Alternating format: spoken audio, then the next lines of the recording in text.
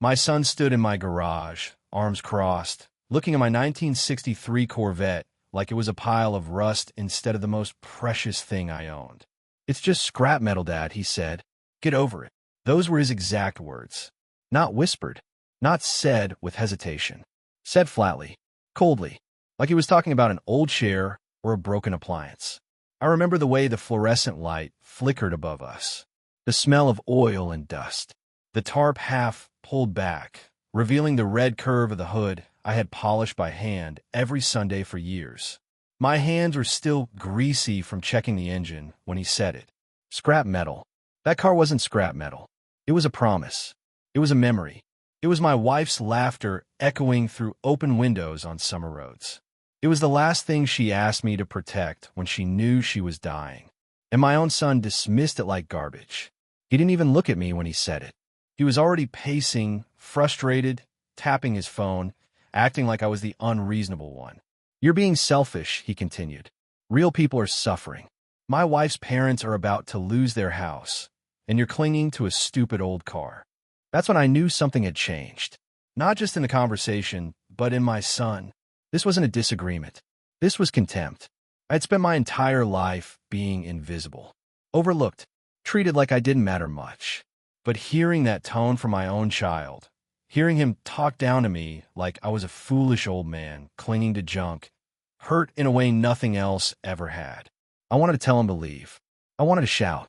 I wanted to explain everything. But I said nothing, because I had learned long ago that silence often reveals more than anger ever could.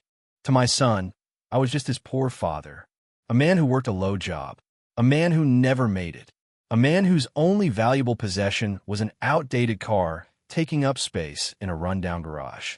What he didn't know, what he couldn't imagine, was that this moment was not just about a car. It was about character. And this was the moment my son failed the test I didn't even know I was giving him.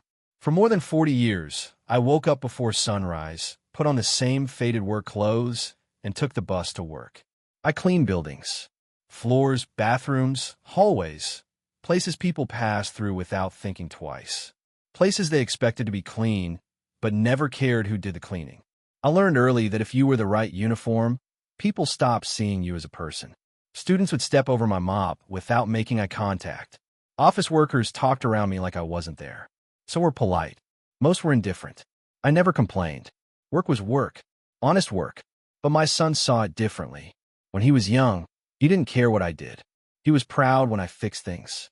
Proud when I showed up to school events still smelling like disinfectant because I didn't have time to change.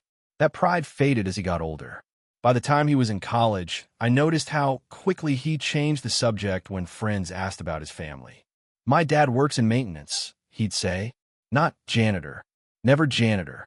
When he graduated and started working, the distance grew wider. Nicer clothes. Nicer restaurants. Conversations that revolved around promotions, status, and money. I didn't fit into that world. When he introduced me to his wife's family, I saw the embarrassment flicker across his face when they noticed my hands, rough, scarred, permanently stained from decades of labor. When they asked what I did for a living, he answered for me. He's in facilities. Facilities. Like I was a broken pipe. I smiled anyway, because I loved my son, and because I believed, foolishly, that respect could grow back with time. I thought if I stayed kind, stayed patient, stayed present, he would remember who I was beneath the uniform. I was wrong. To him, I was a reminder of everything he wanted to leave behind. I met my wife at a car show. I was young, broke, and working as a mechanic at the time. She was standing next to a red 1963 Corvette, staring at it like it was magic. "She's beautiful," she said without looking at me. "She is," I replied.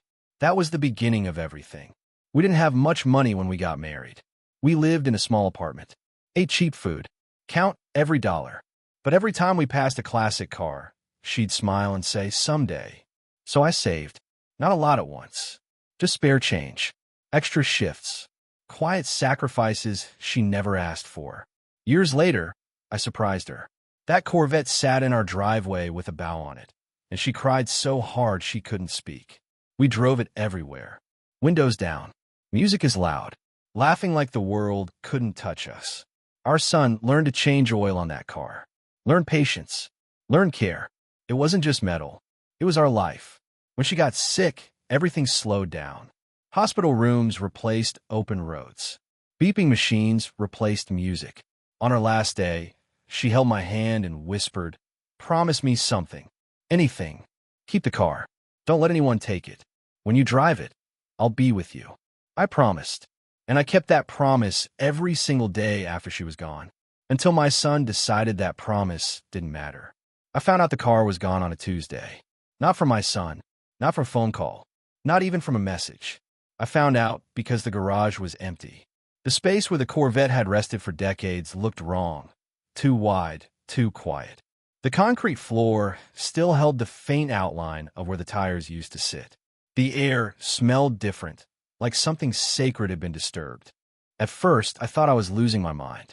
I stood there longer than I cared to admit, staring at nothing, waiting for the shape of the car to come back into focus like a trick of the light. It didn't. My chest tightened. My ears rang. I walked around the garage slowly, touching the walls, the workbench, the shelf where I kept the polish and rags. Everything else was still there, just not the car. I called my son. No answer. I called again. Straight to voicemail. I sat down on the cold concrete floor, my back against the wall, and waited. When he finally showed up that evening, he didn't look guilty. He looked relieved. "It's done," he said, tossing his keys onto the table like he'd just finished an errand. "What's done?" I asked, even though my voice already knew the answer. "The car," he said. "I sold it." The words didn't hit all at once. They came apart slowly, like glass breaking underwater. "You what?" "I sold it," he repeated, louder this time, impatient. "To a collector. Cash deal. No complications." I stood up, my legs shaking. "You had no right." He sighed like I was exhausting him. "Dad, be realistic. You weren't using it. It was just sitting there. It was mine. It was metal," he snapped. "And now it's money. Money that can actually help people." That's what he told me. His in-laws were behind on their mortgage. Medical bills. Bad investments. A house they couldn't afford but refused to let go of. Their family, he said. "And you were hoarding a car."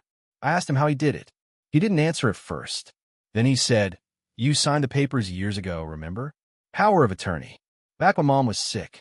You trusted me." I felt sick. I had trusted him. "I did this for the greater good," he continued. "You'll understand once you calm down." Calm down. I walked past him without another word and went into my bedroom. I closed the door. I sat on the edge of the bed where my wife used to sleep. And for the first time since her funeral, I cried out loud. The next morning, my son came to me with conditions. That still makes me laugh bitterly. Conditions. He said the money from the Corvette was already spoken for.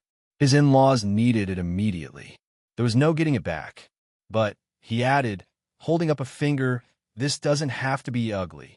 He said if I accepted it quietly, if I didn't cause problems, didn't talk to lawyers, didn't make a scene, they'd make sure I was taken care of. A smaller apartment. Closer to them. No more garage. No more maintenance. "We'll help you transition," he said, like I was a dying business. "And if I don't?" I asked. He looked at me for a long moment. Then he said, "Then you're on your own." That was the moment I truly understood. This wasn't about helping anyone. This was about control.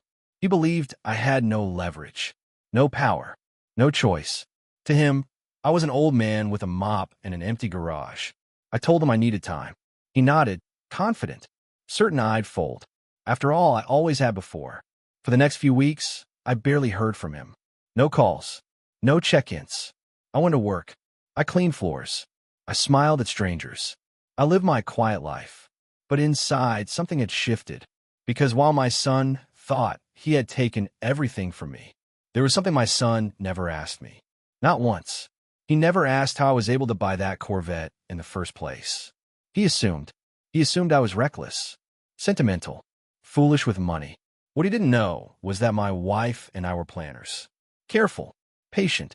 When she got sick, we prepared for everything, including the end. The Corvette wasn't just a memory.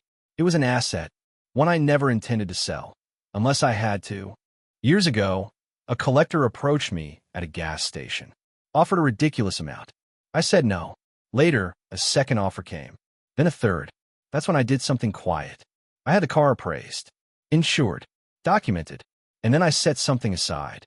A separate account, one my son didn't know about. Money I earned through decades of overtime. Side work, repairs, restorations, quiet investments no one ever noticed because they never bothered to look. I didn't live flashy. I lived prepared. By the time my son sold the Corvette, I already had more saved than he could imagine. And more importantly, I had proof. Proof of ownership conditions. Proof of intent. Proof that what he did wasn't generosity. It was theft. But I didn't act right away. Because lessons land harder when people believe they've already won. The letter arrived on a Friday. Cream-colored envelope. Thick paper. My son's name is typed neatly on the front. Not mine. Hi. I watched him open it at my kitchen table. Watched his confidence drain line by line as he read. "What is this?" he asked, though his voice already knew. "It's from my attorney," I said calmly. "You have a lawyer?" I nodded. The letter explained everything. That the Corvette was sold under misrepresented authority. That the power of attorney he used had expired years ago. That the vehicle, while registered in my name, was bound by a documented intent clause connected to my late wife's estate. In simple terms, he had no legal right to sell it. The collector who bought the Corvette had already been contacted. So had the insurance company. So had the bank that handled the transfer. The fund from the sale? Frozen. Pending investigation. My son's face went pale. "You can't do this," he whispered. "I didn't," I replied. "You did. I'm just responding." He stood up, pacing, running his hands through his hair. "My in-laws already spent part of the money," he said. "They needed it." "That's unfortunate," I said. "But it's not my responsibility." He stopped pacing and looked at me like I was someone he didn't recognize. "You'd really do this to your own family?" That question, after everything, I felt something settle inside me. Something heavy but solid. "I am protecting my family," I said. "The one your mother and I built." He left without another word. 3 days later, his wife called me. She was crying. I met my son, his wife, and her parents in a lawyer's office the following week. No shouting, no drama, just facts. The attorney laid everything out clearly. The sale was unauthorized. The buyer wanted no part of a legal dispute and had agreed to reverse the transaction. The car would be returned. But the money? That was complicated. The portion already spent would need to be repaid. Responsibility fell where the decision had been made. My son sat silently as the reality closed in around him. His father-in-law finally spoke. "You said your father agreed," he said slowly, turning toward my son. "You said it was a gift." My son didn't answer. His wife looked at him, stunned. "You told me Dad gave his blessing," she said. "You said he didn't even care about the car." Still nothing. That was the moment everything changed. Not because of me, because the story he had built collapsed under its own weight. The room went quiet. Then his wife stood up. "I need air," she said, and walked out. Her parents followed, faces tight with anger and embarrassment. My son stayed seated. "I was trying to help," he said finally. "No, irreparably. You were trying to look important." That hurt him more than shouting ever could. The Corvette was returned 2 weeks later. I didn't go with the delivery driver. I didn't need to. Just knowing it was back, safe, was enough. My son didn't speak to me for months after that. No calls. No holidays. No apologies.